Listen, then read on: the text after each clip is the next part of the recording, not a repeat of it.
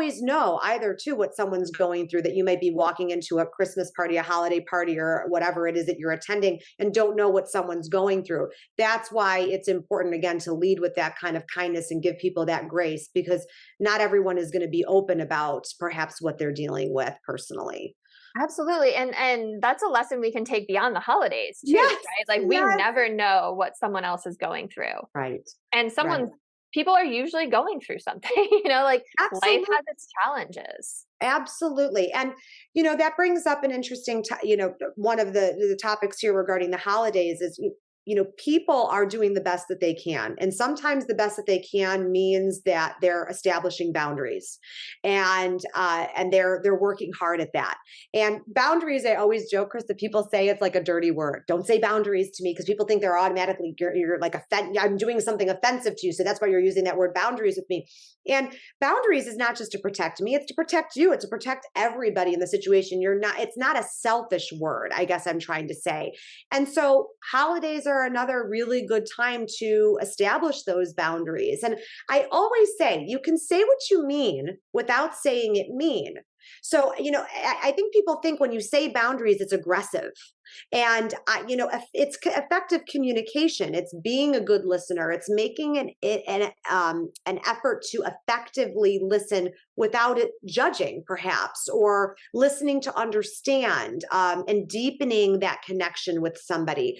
I think we live in a world today where communication is attached to a lot of ego, and Hmm. that doesn't leave a lot of room for acceptance or even conversation. Talk to me a little more about that communication's attached to ego, because I that perked my interest. Is Yeah. it that people are just like waiting for the next thing to say rather than really listening? Yes, that, but also I'm so important that everything I say has to be the most important, piece of this conversation. And I can't possibly be wrong about what I'm saying. So I'm not going to even pay attention to what you're saying, because I am absolutely right. So you're not even listening to the other person, because it's hard, I think, when we're engaging in a conversation where, okay, we already know that we disagree, because agreeing to disagree doesn't even work in today's world. We don't even know how to do that anymore, I don't think.